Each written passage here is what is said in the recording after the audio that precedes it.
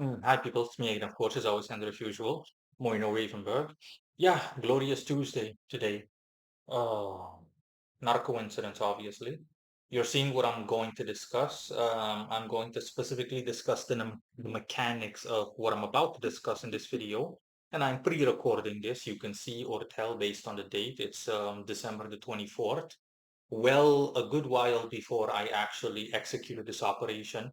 This is, or I give you my very own pinnacle, the eighth pinnacle of Mars. Let me read from my own article that's associated with this video, and then we'll take it from there. The eighth pinnacle of Mars, my very own pinnacle made by me. I had a dream a considerably long time ago in which, sorry, the message was that I could create my own pinnacle. I have and or had what it takes to do so. Behold, and yeah, the pinnacle. I call this the eighth pinnacle of Mars. Obviously, it's a Martian pinnacle, and the eight because the order of the pinnacles from the Greater Key of Solomon. The Martian pinnacles in that section have seven. It goes without saying that, of course, not just anyone can create one of these. I can do so because I have the knowledge and expertise to do so. I know the who, the what, the where, the why, the how, etc., and configuration and whatnot. To enlighten you in relation to what you're seeing in the eighth pinnacle of Mars, the inner ring or inner versicle shows clockwise a regular bright sun turning into an eclipse, accompanied by lightning with the glyph of Mars above it. Up top in Hebrew are the names of two angels, Isaiah and Isaiah or Hiazia.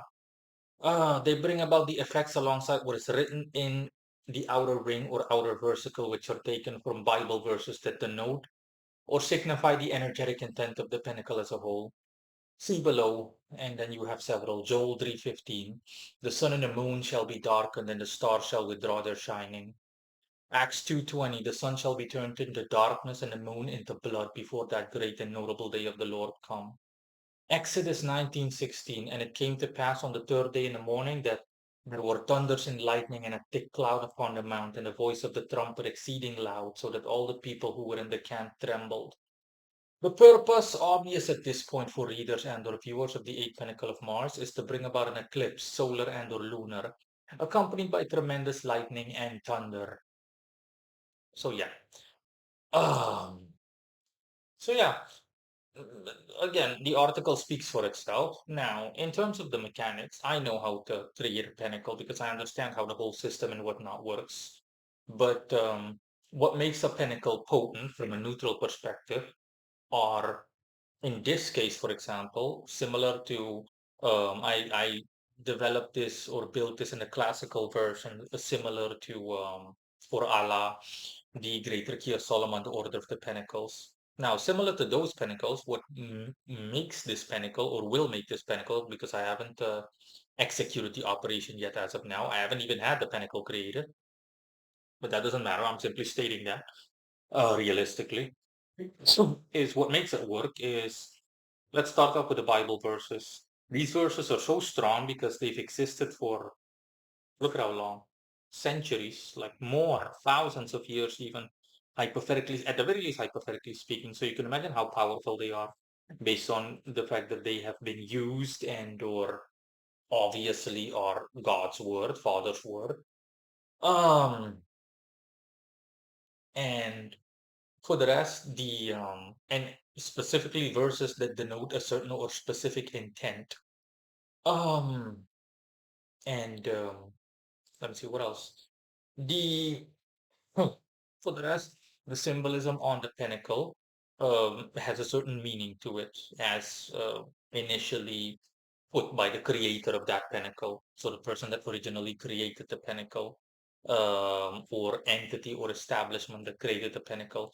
Other than that, the names, for example, on it or similar can also be reminiscent of a specific entity or spirit, and generally speaking, an angelic being, so angels. And in my case, it's these guys now. These two aforementioned, so Isaiah and Yaziah, just like I said in the article, they specialize in this, what the whole Pentacle is about. Now, I haven't gone over the details regarding a lunar eclipse because I'm interested in a solar eclipse. I will state that right off the bat. So by default, I just technically speaking expect a solar eclipse in terms of functionability of this Pentacle to be more potent compared to a lunar eclipse, but as a whole, it wouldn't really matter as long as I set myself to the task. You've got a text message. As I set myself to the task and continue, just ignore that. Yeah, notification. And yeah, what else can I say? So that's in essence how a pentacle works. I understand why all the other pentacles work, what makes them work. It's a combination of all the aforementioned factors that creates a monstrously potent cocktail. Okay, the only drawback with my pentacle is that it hasn't existed long yet, so time is the only hypothetical drawback compared to the Solomonic pinnacles. These pinnacles have existed for, again, the aforementioned time period. So it's been used at tremendous times over and over. This is something truly ancient and magnificently ancient. So my pinnacle, the only hypothetical by comparison drawback is that it's thingy, it's new essentially, as opposed to being ancient. But that's fine, obviously. I mean, yeah, you got to start somewhere. Who knows? Maybe after, if the world is still in existence or it still exists after 1,000 years or a couple of centuries, someone else might think of using my pinnacle and it will be a lot more powerful. Just hyper, God willing, contextually speaking, just as a figure of speech for the sake of argument, a lot stronger. By default, it will be a lot stronger. Now, um, as for the dream that I discussed earlier in the beginning of the article, the reason why I came up with this, again, like I stated in the article, is because I had a dream. I think what it's been like a year or two ago now, in which that gave me the idea essentially to create this pinnacle. And not just the idea, it was essentially a spiritual, I want to say hypothetically speaking, rite of passage, either way, a spiritual form of permission, or not permission, but a reminder that I am capable of doing something like this, of establishing something like this or erecting it, you name it, whatever.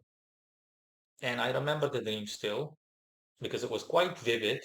I was standing on the house that I grew up in, and the house wasn't the best of looking ones, but it was one with a balcony on stilts, and it was like what, 5 meters above the ground or 6 meters.